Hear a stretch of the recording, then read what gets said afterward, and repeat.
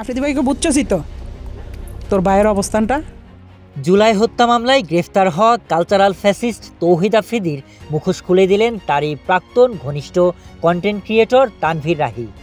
সম্প্রতি রাহির একটি ভিডিও সামাজিক যোগাযোগ মাধ্যমে ভাইরাল হয়, যেখানে তিনি দাবি করেন আফ্রিদিকে তিনি বাঘের মতো ভয় পান।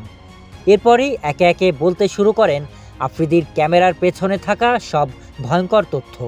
আমি কিন্তু হেরে বাঘের মতো ডরাই, আমি না, আমাদের টিমের সবাই তার বাঘের মতো ডরায়। রাহি বলেন আফ্রিদি একেবারেই অন্যরকম একজন মানুষ। ক্যামেরার ভেতরে যেমন, বাইরে ঠিক তার সম্পূর্ণ বিপরীত। ক্যামেরার বাইরে সে একজন ভয়ঙ্কর লোক। ইউটিউব ইন্ডাস্ট্রিতে তাকে সবাই বাঘের মতো ভয় পায়। সে ক্যামেরার ভিতরে একরকম, কিন্তু ক্যামেরার বাইরে খুব ডেঞ্জারাস একটা লোক। বৈষম্য বিরোধী ছাত্র আন্দোলনের সময় যখন রাহিসহ বেশ কয়েকজন কন্টেন্ট ক্রিয়েটর আফ্রিদির বিপক্ষে চলে যায়, তখন সে রাগান্বিত হয়ে তাদের সবাইকে পশুর মতো বেধড় পেটায়। রাহির দাবি এটা একবার নয়, এমন নির্যাতন সহ্য করেছে বেশ কয়েকবার। সবচেয়ে বেশি মার খেয়েছে সে নিজেই।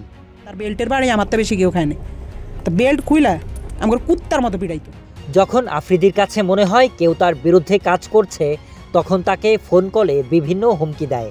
এমনকি অভ্যুত্থান পরবর্তী সময়েও তার কুকর্মের সম্ভাব্য গোপনীয়তা ফাঁসকারীদের ভয় দেখাতে ব্যবহার করে দেশের ক্ষমতাধর ব্যক্তিদের। আমার কইতেছে একজন সত্যর কথা বলাই দিব, সে কিন্তু নেক্সট বাংলাদেশের অনেক বড় মাপের একজন কেউ হবে। রাহি আরও জানান, তারা ভেবেছিলেন 5 অগাস্টের পর আফ্রিদি ভালো হয়ে গেছে, কিন্তু সময় যত গড়াচ্ছিল ততই তার পুরনো ভয়ঙ্কর রূপ ফিরে আসতে শুরু করে। তার মধ্যে আসলে কোনো মনুষ্যত্ব নেই, সে শুধু জানে প্রতিশোধ নিতে। আপনার মনের মধ্যে শুধু এইসব হারামি, আল্লাহ কি আমরা ছাড় দিব?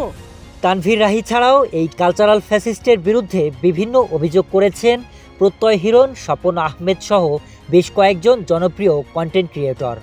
তখনই বুঝতেছিলাম যে এই পুরো অফিসটা আসলে ওর আন্ডারেই চলে। তবে একটা প্রবাদ আছে, আল্লাহ ছাড় দেন কিন্তু ছেড়ে দেন না। 24 অগাস্ট রাতে বরিশাল মহানগরের বাংলাবাজার এলাকায় সিআইডির বিশেষ অভিযানে ক্ষমতার আড়ালে ভয়ঙ্কর হয়ে ওঠা আফ্রিদি গ্রেফতার হন। বৈষম্য বিরোধী ছাত্র আন্দোলনে যাত্রাবাড়ি থানায় হত্যা মামলায় তাকে আটক করা হয়। Sharif Rahat, news desk, hello Bangla.